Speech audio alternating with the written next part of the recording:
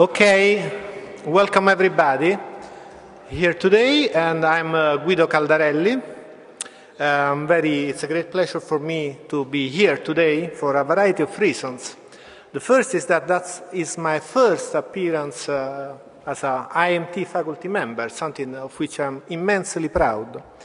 And I'm also proud of the Professor Barabási. I spent all the yesterday time trying to reproduce his surname correctly.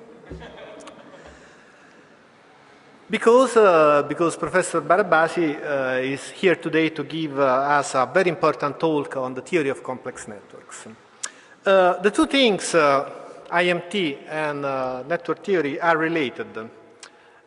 Professor Barabási, László, from now on, because I don't want to spend too much time in trying to pronounce correctly his Hungarian name, is the founder of this theory. And we are very determined here in IMT to make this institution a central place in the study and application of network theory. Let me spend a few words on that. In IMT, starting from this summer and in autumn, we will coordinate a series of projects. I would like to mention Crisis Lab and FOC, that are the two projects sponsoring this talk today here. Both of them are about the analysis through network theory of systemic risk, so the analysis of financial networks, economic networks, and how it is possible to spot fragilities in these systems.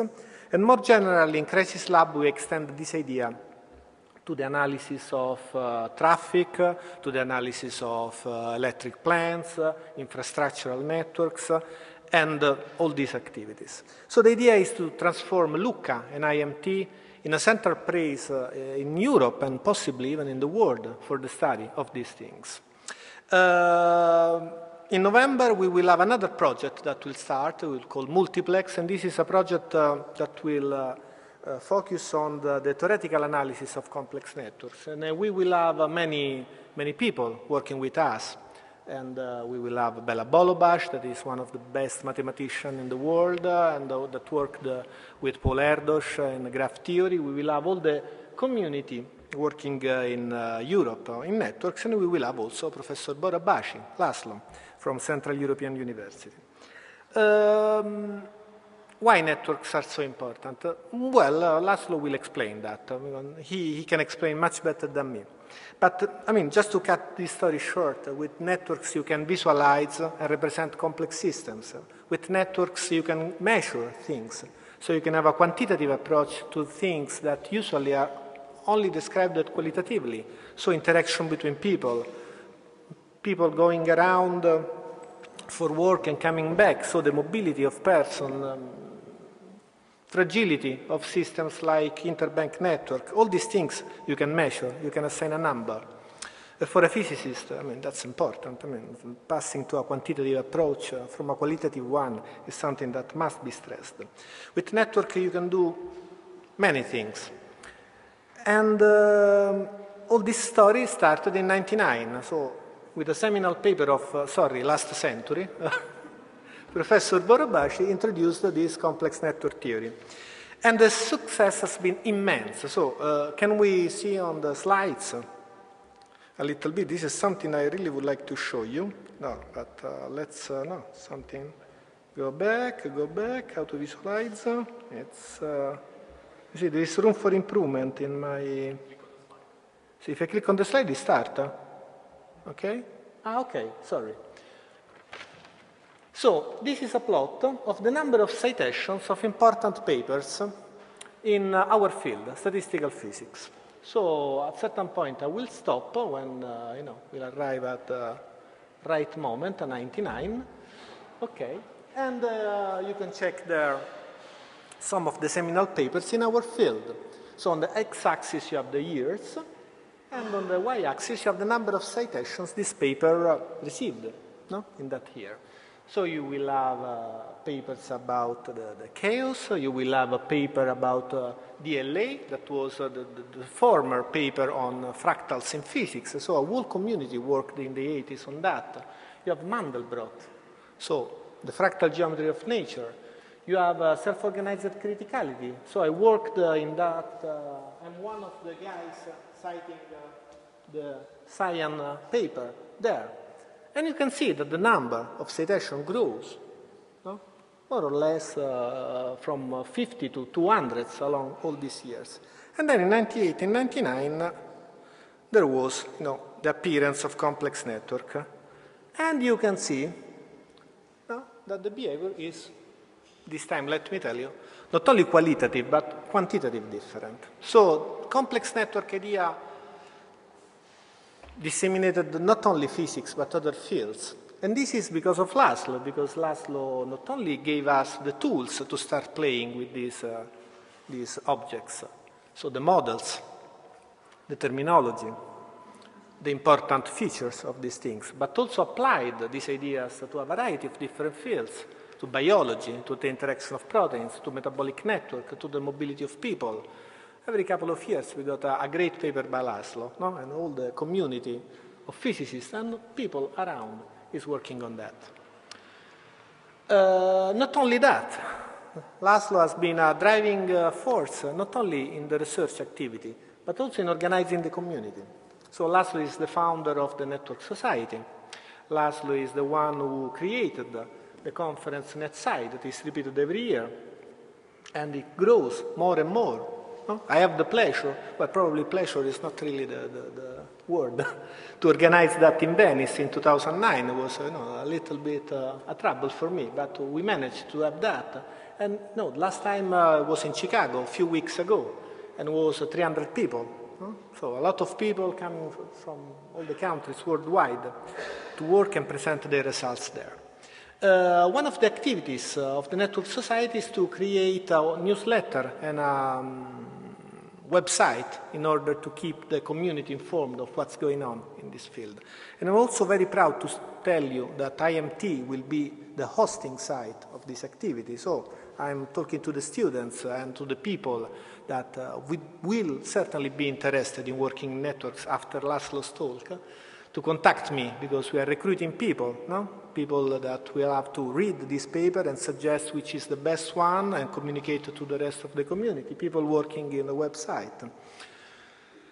And certainly also people doing very good research. But in order to explain which kind of research you can do with networks, I would like to invite Professor Barabási here and give his wonderful talk.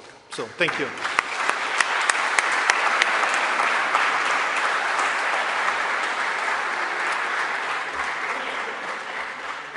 Thank you, Guido, and this is certainly a true pleasure, not only for the activities that are going here at IMT, which is fantastic, and they're about to really start now, but also, for the opportunity to giving my first ever talk in the church.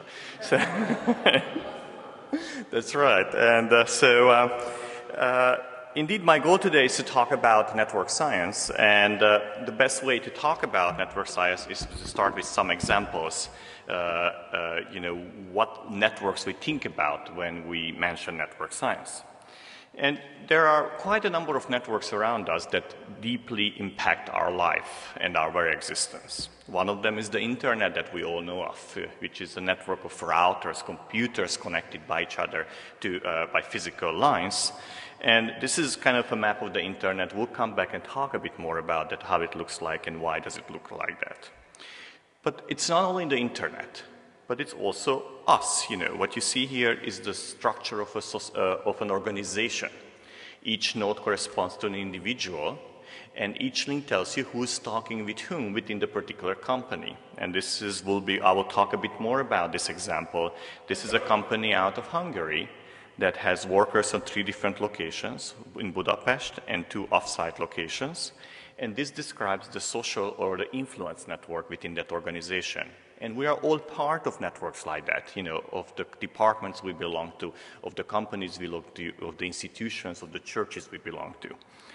And also, if you look at the much larger scale, then there is the global social network. This is a representation of the Facebook users and their social connections. At this stage, Facebook had about 700 million users, and this was their attempt to visually capture that rich interconnected nature of that user base. And networks are not only around us, but also within us. What you see here is the network within the human cells, the so-called protein interaction network, where each node corresponds to a protein, and the links tell you whom can you interact with, who are your interactor partners. In this case, interaction means binding between two particular proteins. And the challenge, of course, scientifically for us is that once you are given a network like that, or this immense social network that Facebook describes, or the organizational network, how would you describe them? What would you do with this data? How would you quantify that? How would you think about such a complicated object as a network? And that's really what I will try to tell you today in two parts. And to really get started, we have to think about the roots. Is that what were the first thinkings about complex networks like this? And down the line, some of the earliest work on this area started through the work of Paul Erdős and Alfred Rényi. And these are two Hungarian mathematicians who in 1959-1960 introduced what we call today the random network model. So what did Erdős and Rényi tell us? Well, they said that fundamentally every network is very simple, because network is nothing but a bunch of nodes connected by links. But they also said that the challenge for us scientifically is to figure out where do the links are placed, where do you place the links between the nodes, and what are the rules that determine the links.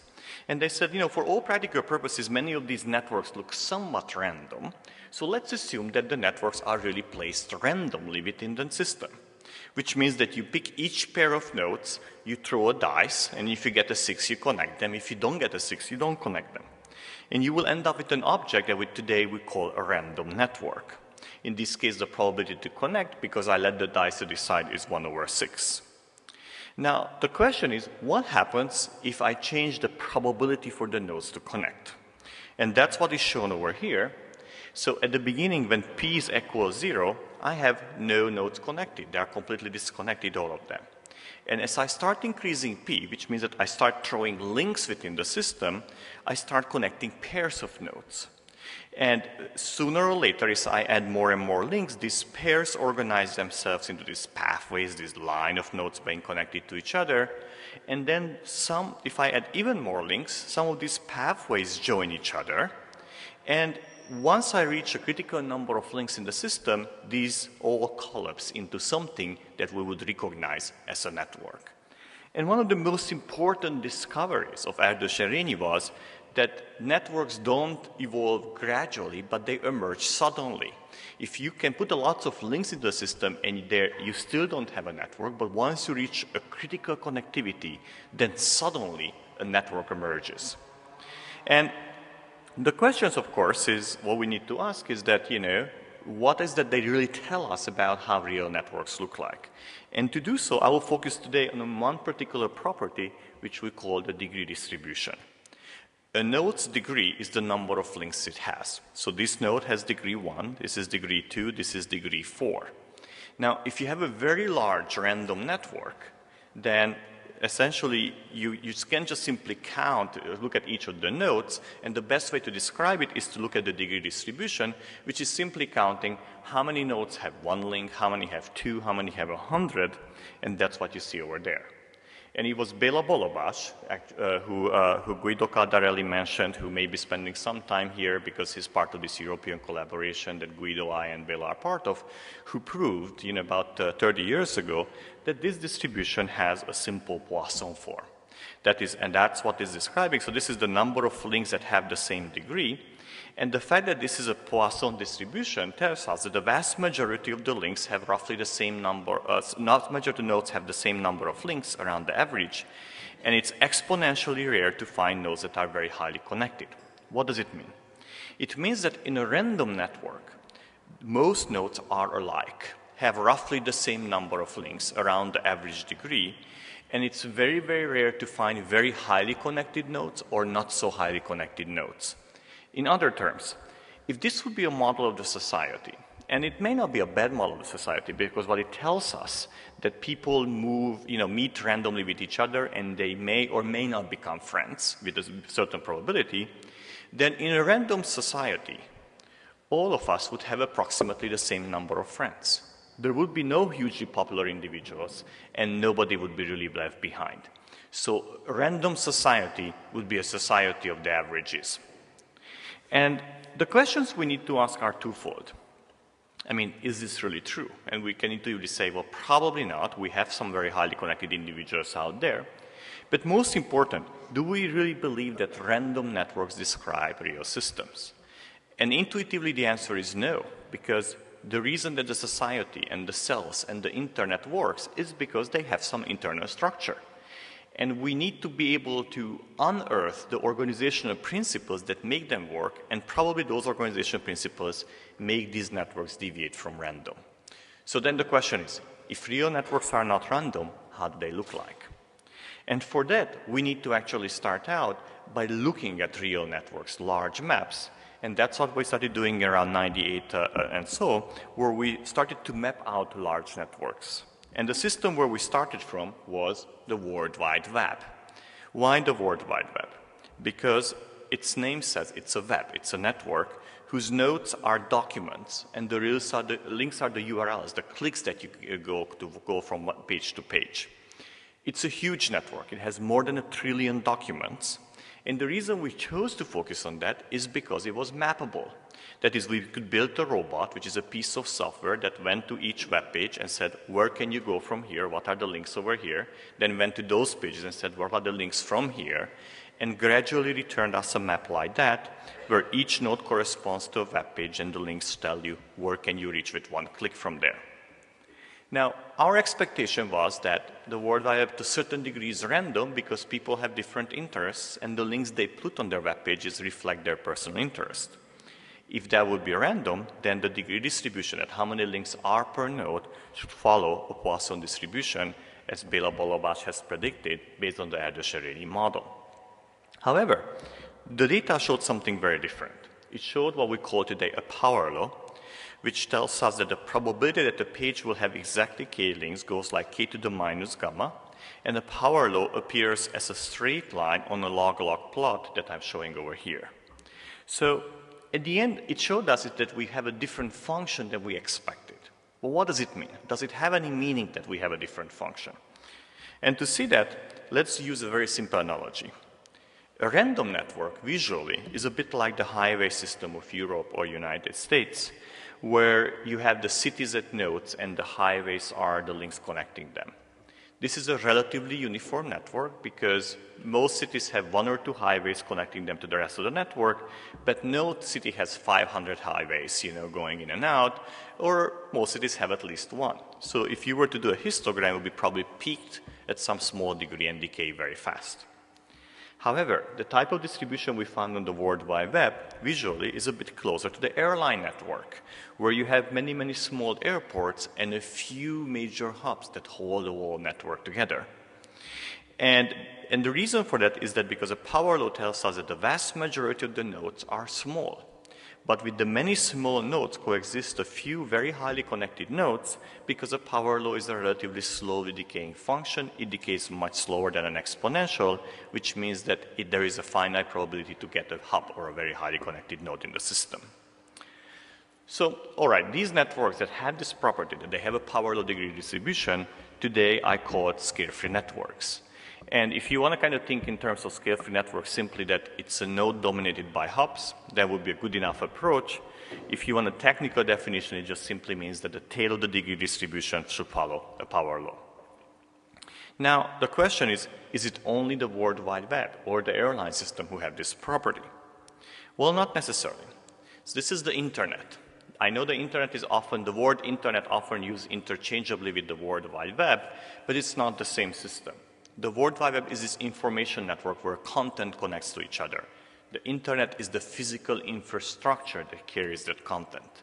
So here the nodes are really computers and the links are cables, whether it's optical or a copper cable that holds them all together. And so therefore this is truly an infrastructural network, yet when you look at it, you see the main features of a scale-free network. There's a hub here, there's a hub here, and there are many peripheral nodes. And indeed, in 1999, in a seminal paper, Falutzos, and Falutzos have found that this distribution has a power law shape. So, for the heck of it and for fun, let's talk about another type of network. And this is the actor network. So there is a, you know, particularly in the 1990s, there was a very popular game in the United States, which is called the Kevin Bacon game. I'm sure some of you may have heard about it. And the Kevin Bacon game is often played by teenagers and by college students, and it goes like that. You need to name an actor, and then the other player has to connect that actor to Kevin Bacon. So for example, if you say Tom Cruise, then you say, well, that's easy because he's connected to Kevin Bacon through A Few Good Men because they played together in that movie. Now, if you say Austin Powers, he never played with Kevin Bacon directly, but he played with Robert Wagner, and Robert Wagner in turn played with Kevin Bacon in Wild Things. And the fun part of this game is that you can name any actor in the history of movie making, not only current actors, and you will find a short path to Kevin Bacon. For example, Marilyn Monroe is also 2 steps away from Kevin Bacon because she played with Robert Wagner, who played with Kevin Bacon, and even Charlie Chaplin, completely different generation, obviously, is only 3 links away from Kevin Bacon. Now, this is the game, actually, that gave rise to the Bacon number, and an actor has Bacon number 1 if it played with Kevin Bacon. It's Bacon 2 if you played with somebody who played with Kevin Bacon, and so on. But this is really not a new invention. It has its roots in the so-called Erdős number. Paul Erdős was such an influential mathematician that it was a pride to write a paper with him or just simply be close to him. So therefore, your Erdős number is 1 if you happen to write a paper with Paul Erdős. Is 2 if you wrote a paper with somebody who wrote a paper with Paul Erdős, and so on. So I actually happen to be one of those scientists who, unfortunately, it's a shame on me, I have a much shorter Bacon number than Erdős number. My Erdős number is 3. I wrote a paper with somebody who wrote a paper with somebody who wrote a paper with Paul Erdős, but my Bacon number is 1, thanks to the documentary about network science where both Kevin Bacon and I appeared together. Now, let's go back to Hollywood. Why can we play this game? And the reason we can play this game is because the Hollywood is really interconnected to the many projects that they have together. So if you rebuild that network behind Hollywood, you will find a degree distribution where the number of links an actor has is the number of other actors it connects to, is really following a power law, which means that most actors have only a few links, and these are the actors whose name you never know because you walk out of the movie theater before their name scrolls down the screen, and they're, of course, the hubs, the people whom you go for the movies for. And then the last example I would like to give is the networks within us, because all the examples I gave so far were man-made networks. The question is, are there any networks? Yeah, there are seats here, actually. Welcome to come. There are many networks out there that, that we haven't built ourselves. And, you know, one of those networks are within our cells. So what you see on the left-hand side is the metabolic network of the cell, and the right-hand side is the protein interaction network of the cell. Let me focus on the right-hand side. Each node is a protein, and 2 proteins are connected if there is a physical binding interaction between them. And if you look at this network, you see the basic features of a scale-free network. There's a hub here, there's a hub there, and there are many peripheral nodes. And indeed, there's quite a number of studies that show that these networks have the scale-free property. And Professor Caldarelli has edited a wonderful book, actually, which introduces us to this particular subject of networks in biology and the origin of the scale-free property in biological systems. So what we saw so far is that a bunch of real networks have the same property, the scale-free property. It's not the only common property of many networks, but it's certainly a very striking one, raising a fundamental question. Why is that? And how could we explain that such different networks as the cell and the World Wide Web converge to the same architecture? And equally important, why is it that the random network model, the Erdős-Rényi model, does not tell us about the hubs? Why do they forbid the hubs? And to understand that, let's talk about really what's wrong, quote unquote, with the random network model. Well, it turns out the random network model makes 2 hypotheses that are somehow hidden and built into the network model that are not true in reality. The first one is that it assumes that your role as a network modeler is to start out a fixed number of nodes and somehow connect them. That is, that it assumes that while placing the links, during placing the links, the number of nodes don't change. In reality, however, I would argue, I guess I'm not getting power here, if somebody could help us get some power, that would be great. Because we may run out of power as we talk. In any case, so down the line, what I would like to argue for that in real networks, the number of links and the number of nodes are not fixed, but the system is continuously expanding to the addition of new nodes. And what do I mean by that? Real networks continuously expand by the addition of new nodes. The best example to think about is the World Wide Web. You know, in 1991, we had only one web page, Tim Berners-Lee's first web page in Geneva, and now we have more than 1 trillion. How did we go from 1 to 1 trillion? Well, we did so one node at a time. And so if you really want to model that process, how the networks have emerged, we need to start out from a small network, and then we have to add the possibility for these networks to expand, like adding new nodes. The next question is, how do we decide where to add new nodes, where the new node connects to the existing nodes? And the random network model tells us, well, we need to do so randomly. That is that any node, actually the power is back, by the way. So the nodes connect to each other randomly, and in reality, it's okay. I got it. It's working now. Thank you. Appreciate it. And I would argue that in real networks that's not the case, but rather new nodes prefer to link to highly connected nodes. So again, the web is a good example to understand that. There are more than 1 trillion pages to choose from. Which one would you choose? Well, you would choose the pages that you are familiar with. And which are the pages that you are familiar with? Well, everybody knows Google and Yahoo and Facebook. So our knowledge tends to be biased towards the more connected nodes, and we connect to what we know. And that's how we call preferential attachment. And essentially, preferential attachment says that the likelihood to connect to a node is proportional to how many links it has. The better known the node is, the more links it has, the more likely that we are familiar with. And in a way, what it tells us is that I can connect to that node or that node. I'm just twice as likely to connect to that and that. So occasionally I connect to that, but twice as often I will connect to that particular one. So let's see what happens if I grow a network using growth and preferential attachment. And so here we're adding new nodes, and what you can see slowly is that some of the nodes are becoming hubs. They're growing faster than the rest of them.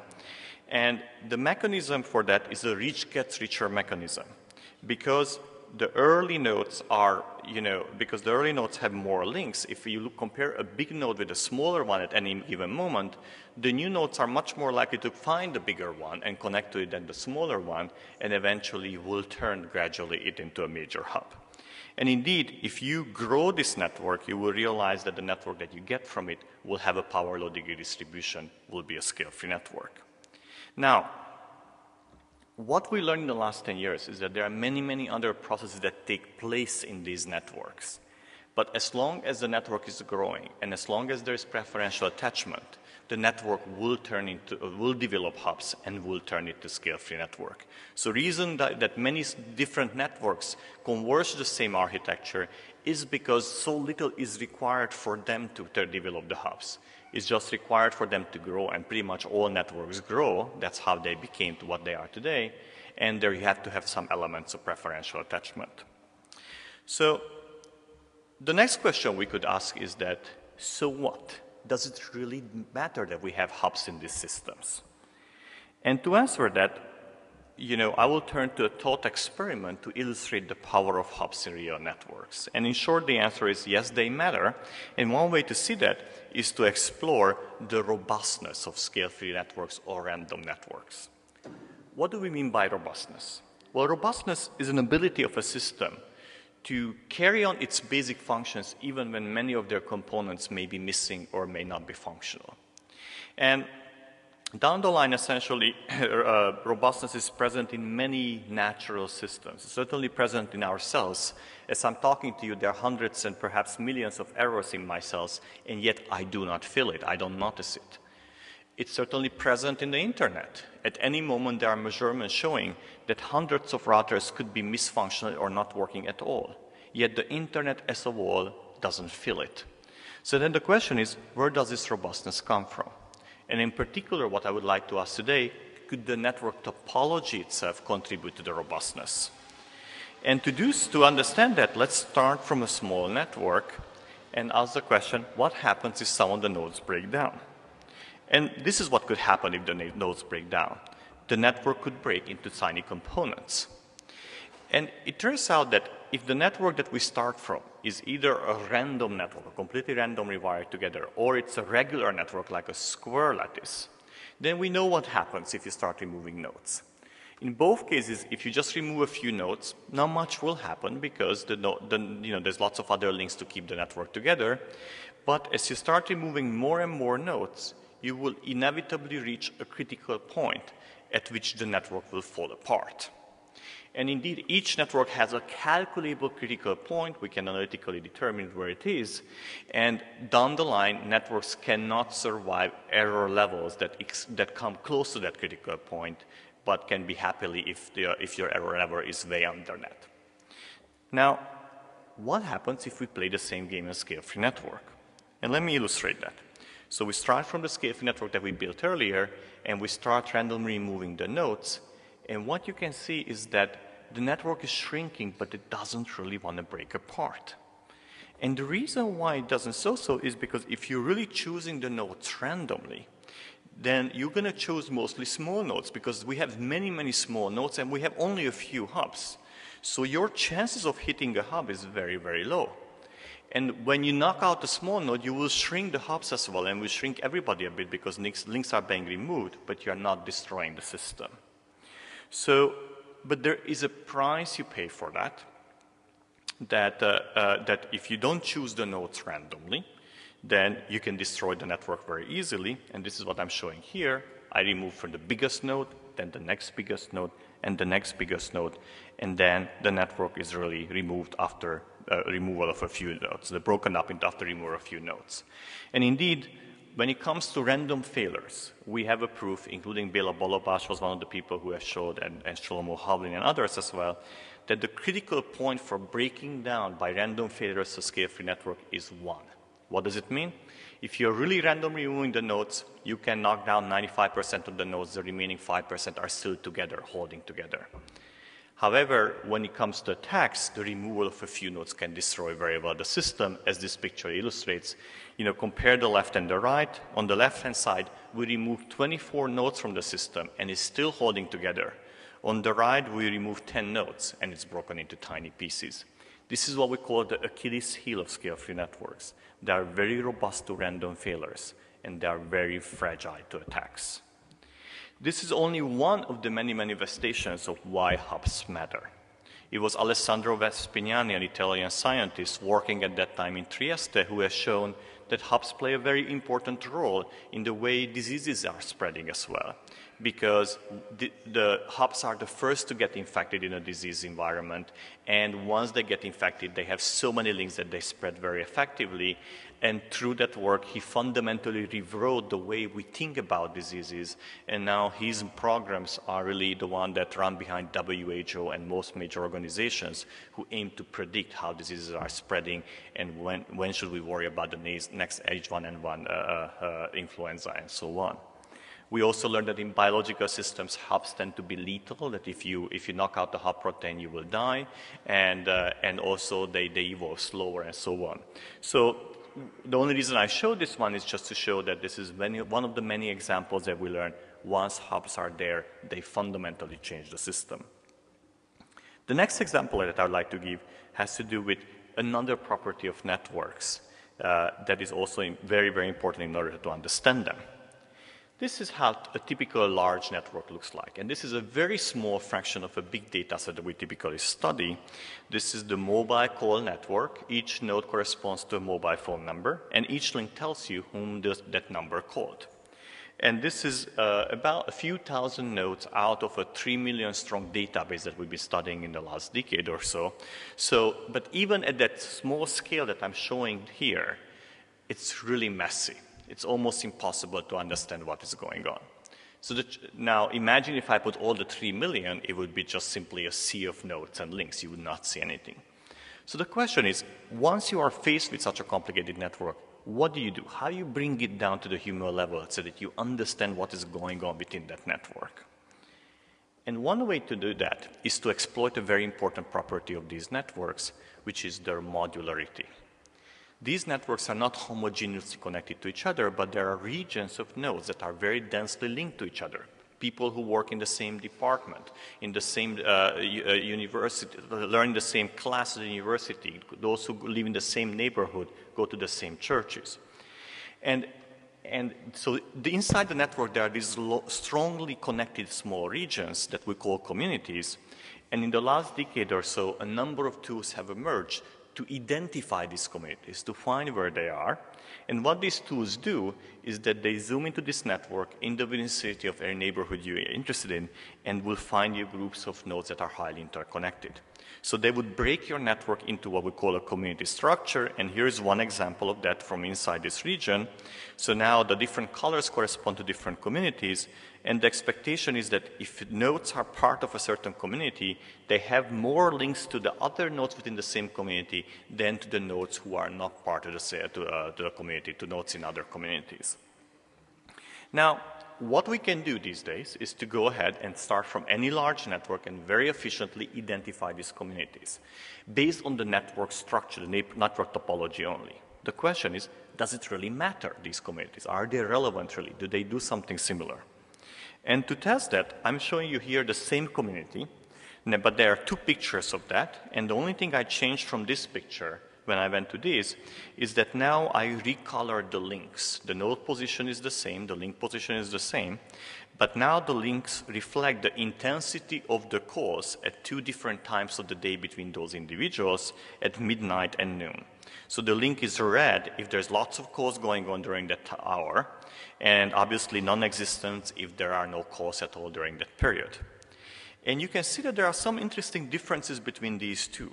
And these differences are really localized in the communities. For example, if you look at this right community, it's sleeping at noon, but it's busy at midnight, making lots of calls at midnight. Then the other community is sleeping at midnight, and it's calling at noon. So you can see that simply just looking at the community structure, you identify a group of people who have similar behavior. And not only based on the calling pattern, if you look at many other demographic characteristics, it turns out that these people are very similar to each other, and so are these, but these groups are very different from each other. It may not come to a surprise to you to realize that this is actually a group of teenagers and this is their parents. But it shows actually the power of really dissecting the networks by looking at the community structure. So to summarize the part of the network structure, let me give you one example how these tools are being used in practice. This is the network that I already started out from. So this is actually a company in Hungary that has 3 locations in Budapest and 2 outside locations. And this is the list of employees. And the reason we know about this company is because this company hired a network science company called Maven 7, who is based in Budapest, and I have a little part of it, where they asked them to help them figure out an important problem. The problem that the management had is that every time they would make a decision about something, like reorganization or the next steps for the company or whatever, it seemed that none of those decisions reached the workers, or often the opposite message arrived to the workers. So they tried to figure out what is wrong within the way the information is being spread within the company that they cannot get their will through to the workers. So they called in Maven 7, and what Maven 7 done is that actually has done an online interview for each of the employees, simply asking them, whom do you listen to when it comes to organizational matters? Where do you get the news about company matters? Whom do you ask tasks for, and whom do you turn for advice for, and so on? And they took this list of employees, which is just a list of names, and turned them into a network.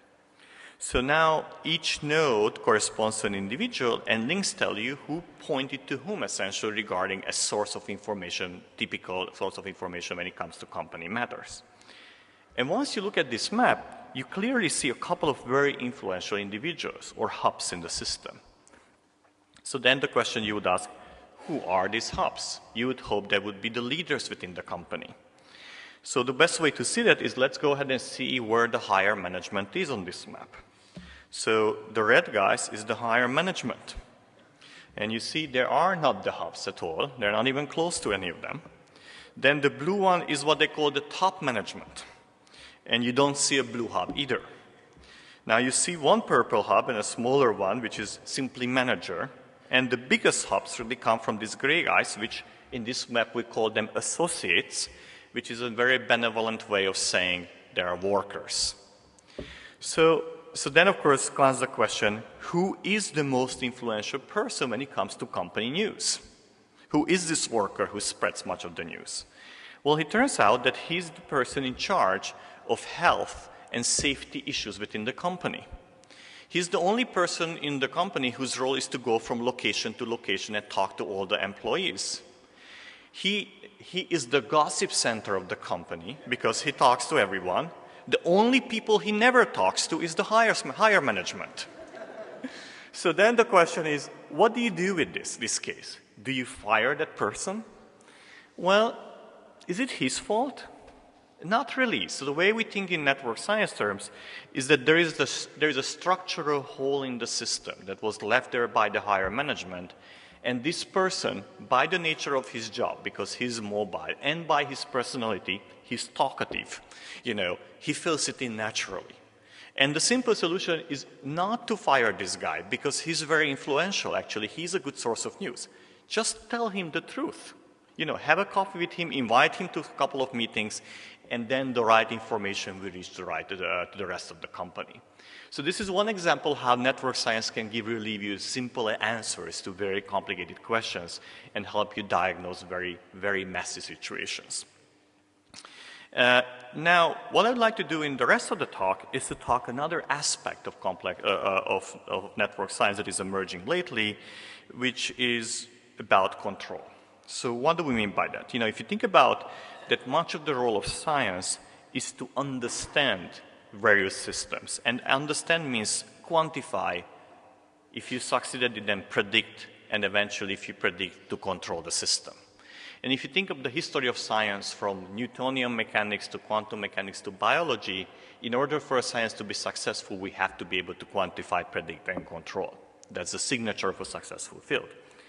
Now the question is, what do you mean by control in networks or in complex systems in general? Do we mean the level of control that is required to fly a drone without a pilot from the Earth? Or do we mean about controlling emotions and individual behavior or so? Or, you know, somebody like myself who comes from Eastern Europe, do we mean social engineering, the attempts to actually control a whole society? And of course, these are the aspects that we always have to think about what control is, and for our purposes, we will adapt a definition of control that comes from engineering. Engineering has a very prolific field, which is called control theory. And what control theory tells us that at a system, any system is controllable if it can be driven from any initial state to any desired state in the final state. So this is a rather abstract or high-level definition. The question is, what does it mean? So the best way to think about it is to have a specific example. We're all familiar with cars, maybe not in this format. And a typical car has about 5,000 components. Yet, when we drive a car, we don't think about those 5,000 components. We have really only 3 components that we have control over: the steering wheel, the gas pedal, and the brake. And if you are in Europe, you have also the clutch. And the point is that by manipulating the state of these 3 components, the steering wheel, the gas pedal, and the brake, you can make the car go from anywhere to anywhere. You have full control over the 5,000 components. Which means that once you push your gas pedal, you don't know about the fact that you are turning on hundreds of components at the same time who work in unison. You are effectively controlling them without thinking about that. So then the question is, you know, how does this control come about? And of course, the car is built to be controlled, which means that every single component is designed in such a way that you can control them from those central components. And if you would not be able to do so, I certainly would not urge you to buy that car that you cannot control from these 3 components. So, but what if we invert the problem? What if the inverse problem would be this one? I give you the car's wiring diagram. You've never seen a car, or you've seen one but you just drive one, you don't know much about what's inside it, like myself. And then the question is, could you find on the wiring diagram what are the control points? Could you identify the 3 or 4 points from which you can actually control the full car? And this may sound like a silly question, because why would you do that? We know where they are, what those are, you know, that it was built like that. But down the line, that's the question that many scientific fields ask day by day. If you are a biologist and you're trying to solve diseases, what you're trying to figure out, which are the genes that control the cell and control the particular disease, because those are the genes that you need to drug in order to control the disease. If you are a CEO of a company, the question is, which are the individuals through which you can get your will known to the company? You can take them following your vision to the new direction and so on. So the fundamental question is that, you know, how do we think about control in such a massive systems that were not designed to be controlled? Can they ever be controlled? And this is the question that we've been asking lately, and the results of that came out last year, were featured in Nature. And the best way to mathematically define it is that we have to actually have a precise description of the problem. And the best way to do so is to start from a small example. So this is our network that we aim to control. So there are a couple of nodes connected to each other. And in order to control, you have to have some dynamics on the system, you know, like electricity flowing through the currents or metabolite concentrations and so on. And you have to be able to describe that quantitatively. And we describe that using what we call a linear time invariant dynamics, which is a standard method you start in control theory to say the variable x describes the state of each node. And the changes in the variable x are driven by whom that node is connected to, the wiring diagram, plus the 2 nodes in this particular case whom you can control externally. These are the places where you can inject your external signal and make the system to be controlled. So this would mean the car, your steering wheel, and your brake, and your gas pedal, and so on. And what control theory wants to ask is to say, if you have a particular network, can you control it by controlling these 2 nodes, or do you need to control all of them? And the answer whether a system can be controlled is given by Kalman's rank condition. Down the line, if you know your matrix, the wiring diagram, and you know which are your control points, you have a particular matrix condition that if you satisfy, that if this has rank n, this particular matrix, then the system is controllable. So what does it mean? Let me give you some examples. So here's a situation where I try to control the top guy, and the question is, can I control the rest of the system? And I should be able to do so. And indeed, Kalman's rank condition tells us that yes, this is possible to do so. This is a system which looks like being controllable from the top, but in reality it is not. And the reason why it's not controllable is that I cannot control the difference between x2 and x3. I can make them go up and down together, but I cannot make them go in opposite directions. So I don't have full control over the system. I have only partial control over the system. In order to make the system controllable, I need to control at least 1 more node. Now I have full control over the system. And if you apply Kalman's rank condition, it tells you this one. It will tell you that the first system is controllable, the second one is not, and the third one is controllable. So the question is, we seem to have solved all the problem because we have a control condition. If we satisfy them, we have control over the system. So are we really done? And the answer is not really, because we have a number of difficulties. The first one is that in order to apply Kalman's condition, we need to know the link weights. And the problem with the weak weights, we either don't know how heavy the links are, how active they are, or often they're time dependent even. So how could we address control actually when we don't know the weights? And that seems to be the least of the problem. We can actually go ahead without that. The other problem is, what Kalman condition tells us is not who are the control nodes. It tells us the following. If I have a guess for my control nodes, that these 3 nodes could control the system, it will tell us yes or no. Can I control the system or not? It will not give us who are the control nodes. In order to find the control nodes, you need to try them all. So you need to start from the first node, then the second one, and so on. If they don't work, then try every pair and so on. So down the line, you need to check about 2 to the n different combinations. For large networks, that's impossible to do. For small networks, for which was this design originally, easy to do. And the third problem that even if you try to verify the Kalman conditions, You know, for the type of matrix we have in a social network with 700 million nodes, you have to have n squared times m matrix to handle pretty much all the numerical tools available for you to check whether this has the proper rank will fly away at that size. So you can't even check it for large networks. So what do we do then? And it turned out that we can map the controllability problem into a different problem that is fundamentally a graph theoretic problem, and that provides us the answer. And to do so, I'm going to talk to you about a different problem momentarily, which has nothing to do with control, and the matching problem. Matching is a really fun game. It starts out from the network, and it asks you to put links, to paint some of the links red, such that the links never touch each other. So this is, for example, two cases. I put these two links in here, and they don't touch each other because they all don't end up on the same node. Now, that's easy to do. What I would like to ask is that how many red bonds can you put on this network without two of them ever touching to each other? And that's where the fun begins. That's what's called maximum matching. And in this particular case, these are the three red bonds you can do, and you cannot paint anybody else red because then you will violate the condition. In these cases, these are the two you can do, but there are three different ways you can achieve that. And so this is a fundamentally very well-known problem in graph theory, the matching theory, and this is the type of problem that is being solved typically when, for example, in the United States, students want to go to medical school. So once you finish medical school in the US, you have to pick effectively a hospital where you're going to go working. And so the way it works is that the students rank list their hospitals in which they want to work. The hospitals rank list the students that they want to actually accept. And they use a matching algorithm to find the best match. That is the match that most of the conditions are satisfied, that the students should be the happiest with.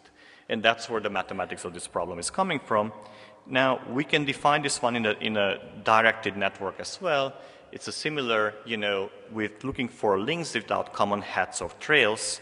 And this is a perfect matching in this case, and this is the perfect matching and so on.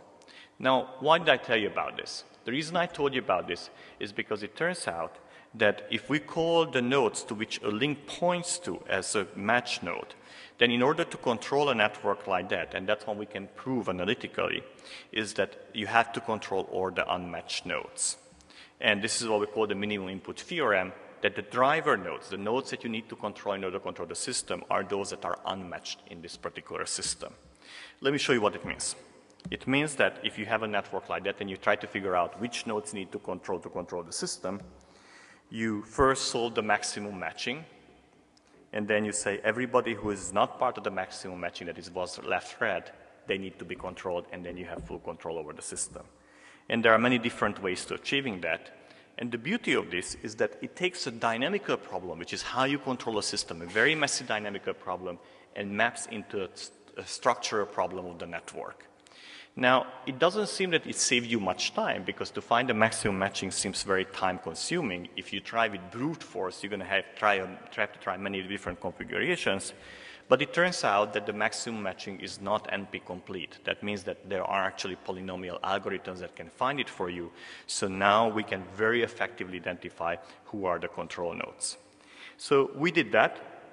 In order to test how this works, we actually took a bunch of real networks. And this is kind of a list of lots of real networks from biological to social networks and so on. And we asked the question, what fraction of the nodes do I need to control the system?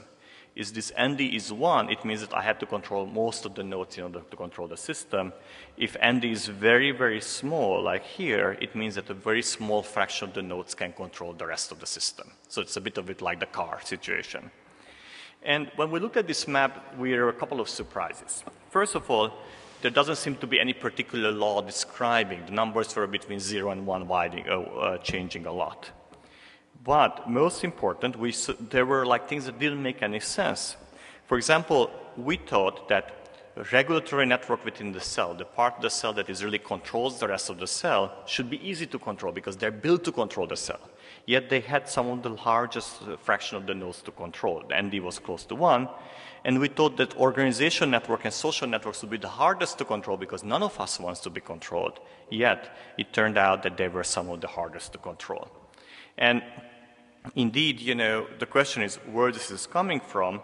And it turns out, and that's one of the things that we were able to show, is that when it comes to how many nodes you need to control, the only thing that really matters in this case is the degree distributions, how many links each node has. And I'll not show here you the evidence for that, but down the line, once we have that, once we know that only the degree distribution matters, we were able to analytically calculate how does the number of driver node depend on different network properties like the average degree. Average degree tells you how dense is the network. If average degree is high, the network is very dense. There are lots of links. If it's very small, then there are very few links. And it turns out that the number of control nodes decreases exponentially with the average degree, which means that the denser the network, the easier to control. That makes lots of sense because the denser the network, the more links you have between the nodes, the easier it is to get your message to the other of the rest of the nodes, so the easier to achieve control. It turns out that hubs matter a lot. Degree heterogeneity makes it harder to control. That is, the more hub-dominated the network is, the harder it is to control it. This degree heterogeneity is captured by the Gini coefficient, which is small if the networks in the nodes have all the same degree, and it's very large if there are a couple of hubs holding the whole network together. And the data shows that ND increases with the heterogeneity. That is, the more you have hubs in the system, the harder it is to achieve control, the more nodes you need to achieve control. So let me show you some results here. What this is indicating is that the mean degree and degree heterogeneity are the two driving factors that determine the number of driver nodes.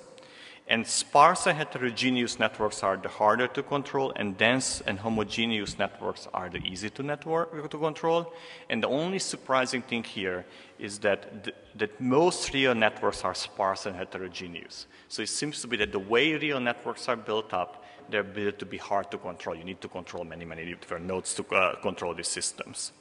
And in summary, let me show you how this applies to this particular system. We talked about that. So then the question is, what if I apply the tools of control theory to identify the individuals from which you can control the full system?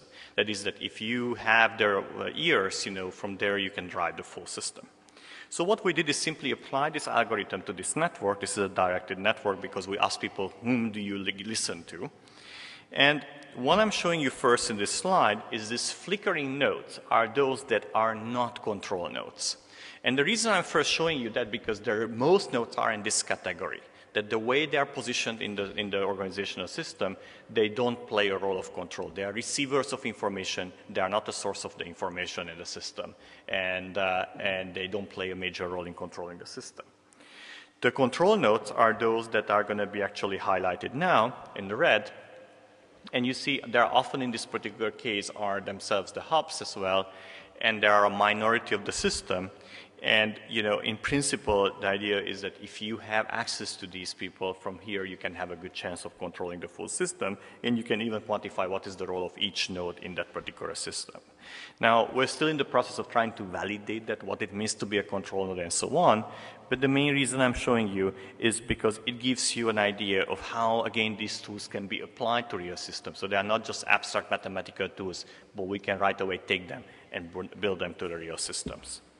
So, in summary, what I try to tell you is a bit about network science, and the question is, what is network science?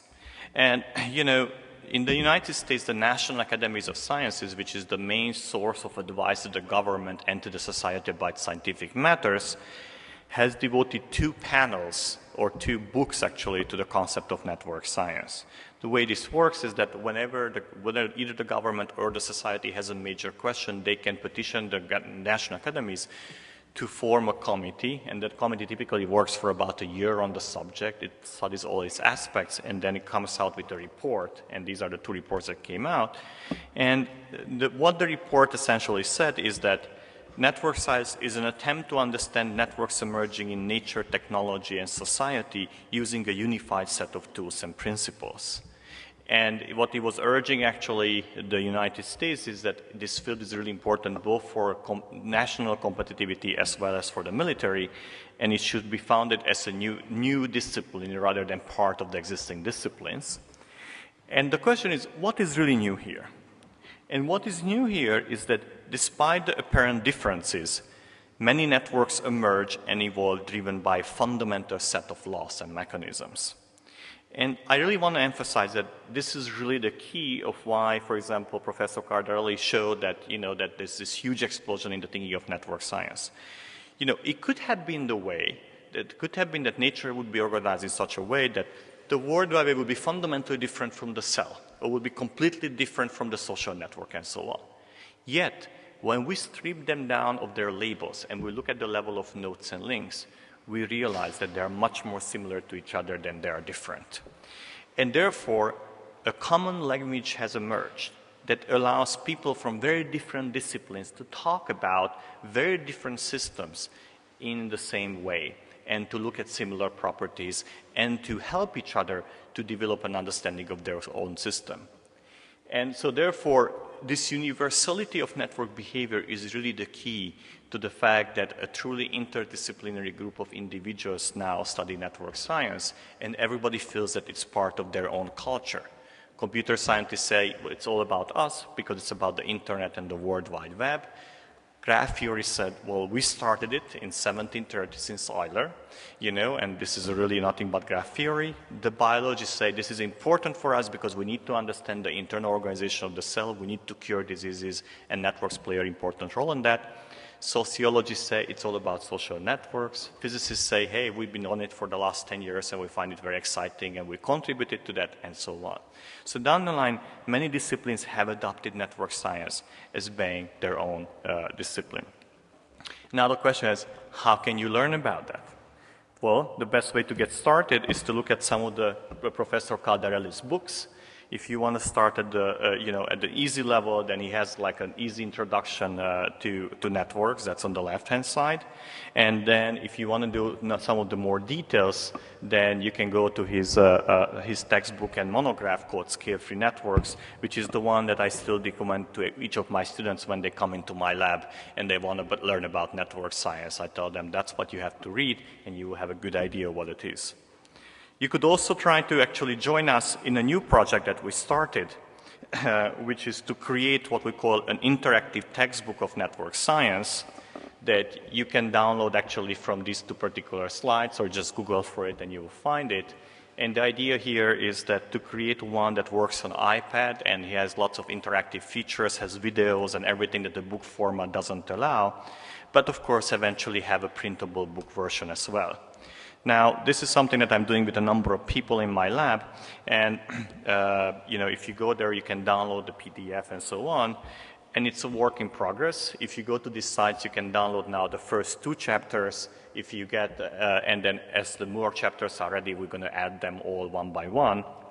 And just to get an idea, if you don't have an iPad, then you can get essentially the printed version that you can print on any computer, and it has lots of fun and interesting features in it. So down the line, what is emerging thanks to these and many other book projects and so on is that there are quite a number of tools that allow us to learn about network science and get familiar to apply to the particular systems we have. So let me finish this talk with a big question that I raised but I have not really answered, which is probably the key question of network science, which is, why Kevin Bacon? Why is it we play the Kevin Bacon game and not the Tom Cruise game or not the Marilyn Monroe game and so on? So, like about a decade ago when we tried to answer this question, we thought, oh, maybe because Kevin Bacon has so many movies that he's connected to everyone, so therefore it's easy to connect it. So then we said, well, then it's easy to find it out. Let's go ahead and find the actors who made the most movies. So we ended up collecting these links. Kevin Bacon has about 46 movies at that time. These guys had about 700 or 600 movies to each their name. So the question is, do you recognize any of these names? Anyone? Mel Blanc, good, that's a good one. Anybody else? Mel Blanc is actually the voice of many characters in the cartoons. So he's very, including, I think, Woody and Bugs Bunny and other places. What was it? Peter North. I'm not going to ask you to tell us much about that. Because when we looked at most of these people, it turned out that other than Mel Blanc, these particular individuals are all male porno stars. And So we said, okay, clearly this doesn't work. You know, that's not the most movies do actually turn out to be the most connected individuals. So we said, well, maybe what matters is that how far you are from the rest of the actors. So we took each actor and said, what is the average distance from everybody else, you know? And then we put together a list, and the number one was Rod Steiger, and to his 112 movies that he made, his average distance to everybody else was 2.53. Which means that within 2 to 3 links, he could be connected to all other actors in Hollywood, perhaps except the porno stars. And so then Donald Pleasence was number 2, Martin Sheen, you know, was number 3. And these are actually much more recognizable names suddenly. The problem was that Kevin Bacon wasn't there among the top 10. So then we said, well, where would Kevin Bacon be? So we looked at the top 25, and he was not there. Top 100, and he was not there. And eventually, we found him in position 876. So the question is, why do we play the Kevin Bacon game? Well, the scientific answer, we can play that game to any actor, because most actors are a very short distance from everybody else. So because Hollywood is a very interconnected network with the small world properties, so there is no particular center, everybody is at the center of it. In the same, like in a society, there is no center of society. We are all the centers of the society, if you want to think that way. The second thing is that then the reason we play the Kevin Bacon game is just simply a mistake, a historical mistake. So the students who thought of this game at a college in Pennsylvania, they were just watching a Kevin Bacon game. And they said, hey, it's interesting that I could connect Kevin Bacon to this actor and to this other actor and so on. And then they went public with it, then they went to a TV show, and the game was overnight born, and Kevin Bacon got stuck as being the center of the universe as we know it. Thank you very much for your attention.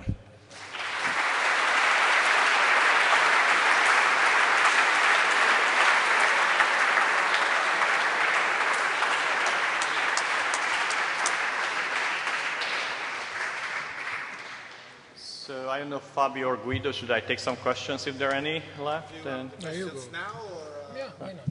Okay. All right. So is there any question for Laszlo? Please.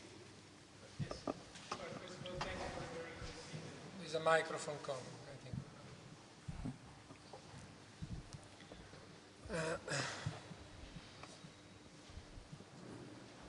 Okay, yeah. Let me first thank you for the very interesting presentation. I liked it. I have a question about the controllability. You consider full state controllability. So you were asking, if I understood, whether the full state is controllable. Mm-hmm.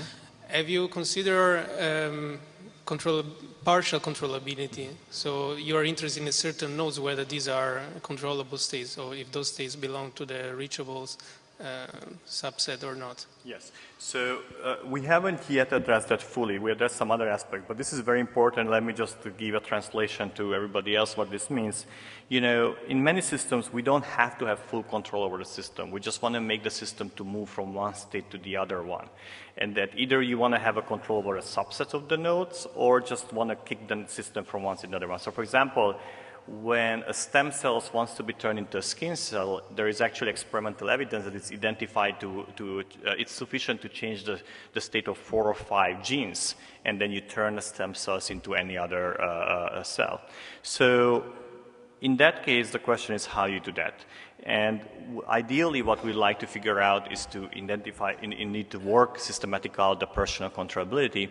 The reason we haven't been able to do that is because in order for that to do that, you need to have a complete dynamics of the system. And we assumed here linear dynamics, obviously, and we don't think that that's a realistic full dynamics of the system. So I think that has to be done in specific systems for which you have a good control about the dynamics of the system. We thought of doing that in the case of the cell cycle, where the dynamical equations are well described, but we haven't really got there to do that. We have done some other things for simply to ask what is the control power of a node. That is, what are the other nodes it can reach through control mechanisms and so on.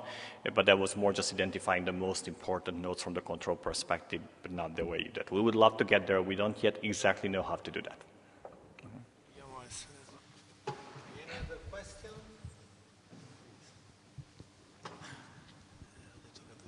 Thanks again for the beautiful presentation. I have two questions. The first one is about data. Because one of the problems that many science still have is how can we figure out the network if we don't have data sufficient to represent the network beyond, for example, economic links, social links, and et cetera, et cetera. So it's data collection. And what do you think about? The second thing is empty networks. So in many social application of network analysis, one problem is that some nodes are totally disconnected from the network. So there is a general giant component, but others are totally disconnected from the network. And many of the tools that we have are unable to deal with this problem. On the other side, it's an enormous social problem. So people that are not voting anymore in democracies, or social exclusion of some categories, or even racism, you can interpret as social disconnectedness. So what do you think about of that problem, and how can we deal with that? Sure. I mean, they are not disconnected from each other, of course, the data problem. So first of all, I want to say in very strong terms that the key to network science is the availability of data. The reason network science was born about 12 years ago, not because a couple of geniuses came along and said, let there be networks, but the networks were around. But around the turn of the century, we really had the chance to get data and maps of real networks. And once we got our hands on the data, it was obvious that they have lots of very interesting properties. So network science couldn't have started 20 years earlier because there was no data, and 10 years later would have been too late. In a way, we were at the right time at the right location. Quality of data is very important, and different disciplines deal with very different levels of data quality. In some systems, the data is complete, like the Hollywood network and collaboration networks. We know pretty much all of that is recorded. In other systems, like biological data, the data is very incomplete, and in some cases we understand the degree of incompleteness, the other cases we don't even do that. So when the data is incomplete, then you have to always worry, the type of features that you are talking about, could they actually result from data incompleteness, or they are an inherent feature of the network? One example, the existence of the hubs and the scale-free property, unless your data collection is very biased, the scale-free property will always look the same, and the first to find will be the hubs because they have the most links. So even if you're missing many nodes and links, the hubs will pop out right away. Other properties, if you want to talk about the shortest path length, that very much depends on the data incompleteness. So when you deal with incomplete data, you always have to inspect to what degree the results you are getting or depend on the data incompleteness and the degree of data collection. So it's not that we cannot do anything once we have data incompleteness. We just have to be very careful about what results we report and how solid they are, and will they survive if I get a better map. Now, getting better maps. Some fields, we know it's going to take decades to get better maps. Like in biology, there's a huge movement now to map out the protein interaction network and other networks. And we know it's going to take hundreds of millions of dollars and decades to reach that. In other cases, we don't even have data collection methods, like in social networks. We're piggybacking on existing technologies. No network scientist really goes out and tries to collect anybody's social network. We use Facebook data, mobile phone data, email data to pull it together. And there, the data incompleteness and the incompatibility data sets will always be with us. And so therefore, we have to learn to live with that. Coming back to empty networks, most networks are sparse, actually. So now the question is how sparse they are, and how many, and whether that sparseness is just the data incompleteness issue or is an inherent property. Often the type of situations you're talking about, I believe it's a data incompleteness thing, in the sense that nobody is really disconnected from the social network. Now, the question is, if you are not disconnected from the social network, you are part of it. When it comes to voting and economic behavior, how would you activate the right links to induce the individual? So I don't think of these people as being truly isolated. It's just that the pathways they have to the rest of the society are not particularly active or cannot be activated in order to reach a certain activity. So they, many teenagers are very busy socially, but they don't care about voting, And the question is, can you find the right avenues and media through which to activate that particular interest.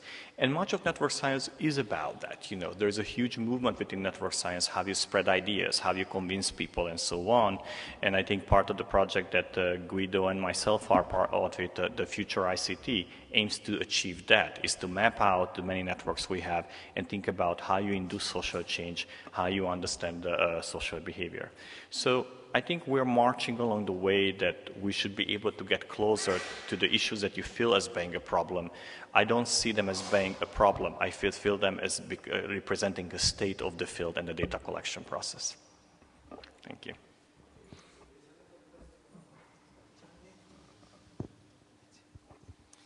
Thank you.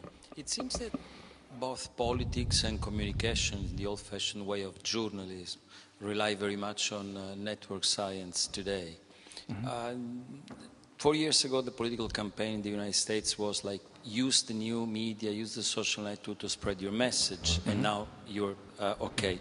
Today is analyze them. If you analyze who controls the metadata, President Obama has some people in Chicago working on this, will win the elections. Joe Biden says, I'm Catholic, I'm vice president, I'm in favor of gay weddings. And then for 10 days, the White House people analyze the social conversation on that. And then when they feel safe, that the response is positive. The president comes out and says, I'm too, I'm for gay wedding too. And this in a democratic society, analyze the conversation, social conversation. In a totalitarian society, such as in China, is different. It's to control. I do control Weibo, I do this. How can I censor this word? And then hide and seek with the public opinion and say, like, we won't mention this word, or we will change this ideogram so that we can go through. What's your take on this? Both the social control in a totalitarian society and a democracy, how the systems will try to exploit network science, and what network science can do instead to keep the free flow of information open. Thank you. This is actually a very interesting point that you raised, and of course we could go on for another hour talk about different aspects of it.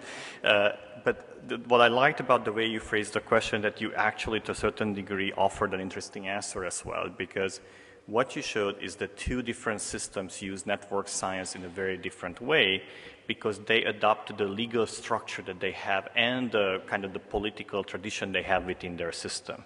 The Chinese political tradition, if it exists, and it does exist, it's just a different political tradition, is very different from the United States. In both of these cases, they take the tools of network science, put it in context, and try to apply it, but in different ways and different purposes. And that's really, I mean, you know, network science is a tool. It's free of religion, it's full of ideology, and we ourselves always, with every other tool from the atomic bomb to other things, we have to as a society decide how we can use it. What is that we allow and what is that we don't allow. And in a way, that's what you see the way the two things are used. In China, this is the hands of the government. In US, it's in the hands of the many political campaigns. By the way, you know, you did mention the fact that it's interesting, in the United States, we know quite a bit about it. The first use of network science didn't start with Obama. It was with the Dean's campaign. Dean was the most successful fundraiser, and a year after his campaign collapsed, after his famous scream, Wired magazine published a very detailed study of like what they did, and it turned out that linked my book was the mandatory reading for every campaign member. So that the way they organized. And the Obama campaign took over the infrastructure of the Dean one, actually became the most successful campaign to collect money. But interestingly, the politician that used the most advantage of this one wasn't either Obama nor the current presidential candidate, but rather the Texas government, Rick Perry. Rick Perry had actually one of the best team when it comes to network sciences and quantitative sociologists, and he would actually do appearances only for the purpose of testing certain hypotheses, whether it's better for him to go to a small village and sit in a cafeteria versus going and talking on the phone with the radio stations and so on. So, coming back to it, This is free of ideology in a sense. It really depends on how people are using it, but you can adapt it in many different environments, within companies, within a totalitarian regime, or within a democratic regime. And I think it depends on the sophistication of the rules of your knowledge, how you apply it.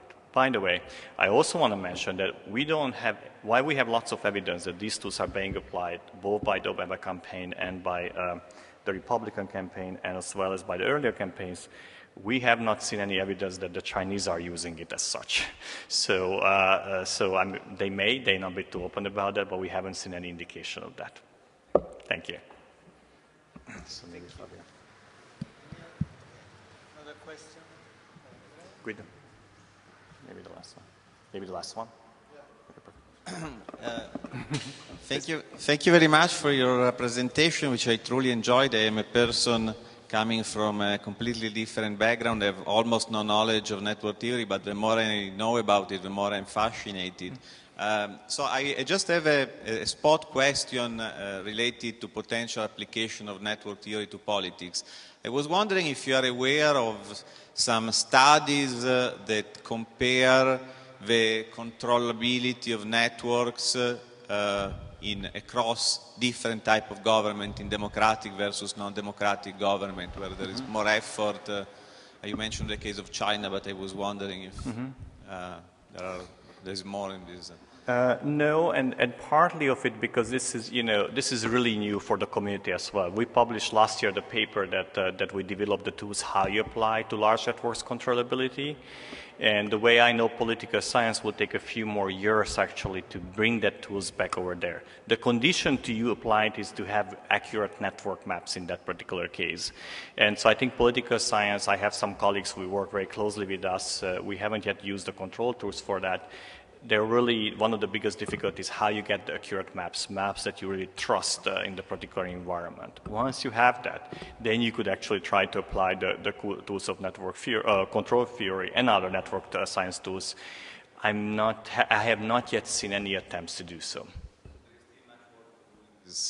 Direction. Well, I mean, this whole field is, despite of many advances that I showed you, is very much in its infancy. And that's why it's so exciting. You are all welcome to contribute in some level. Good news. Thank you. Okay, so I would like to thank again our speaker.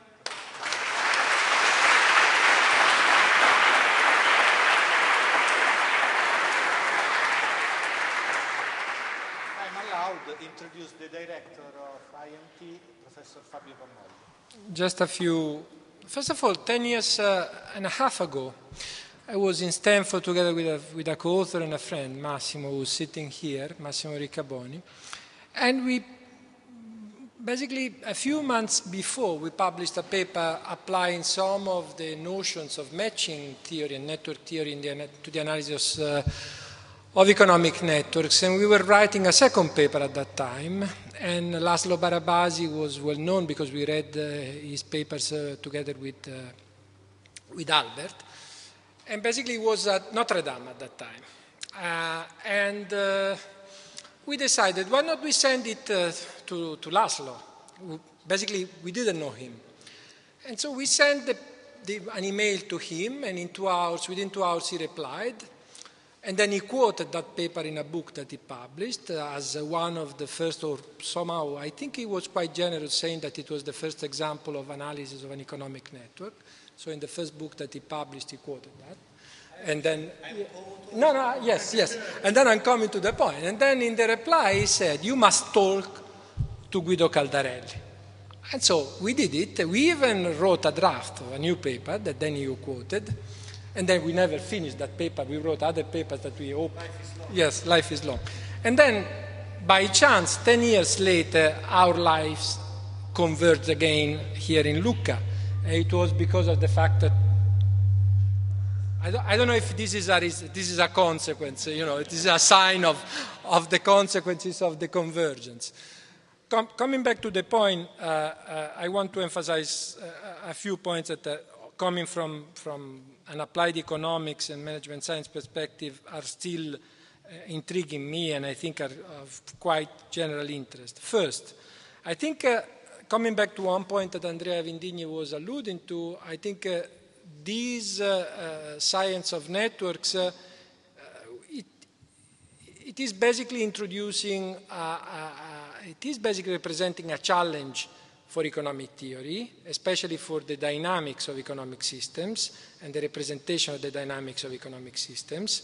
And to be very quick and rude, I think, and also simplistic, I would say that the fact that we approach the dynamic of economic and social systems by means of topological methods is a very important, I would say, potential revolution in economic theory, because of the fact that you don't need to postulate the dynamic laws of an economic system ex ante, and so that you can infer from the topology of the network that you are analyzing by means of topological methods that must be more sophisticated than degree distribution, that go to the real topological to the real inspection of the topology of the network. You can infer something about the dynamic laws that rule the evolution of the system without postulating those laws as fixed ex ante in the analysis of the economic system. So in other words, topological methods versus differential operators,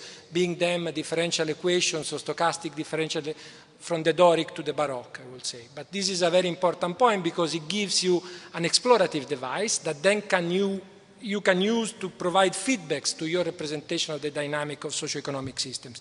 And this comes with the consequence, I think, again talking about economics, that economic theory cannot include these results. I'm thinking about monetary economics, for example, or the representation of the credit network.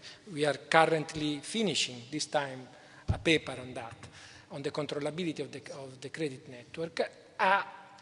It cannot incorporate these new evidences coming from network theory like anomalies that can be incorporated into the mainstream.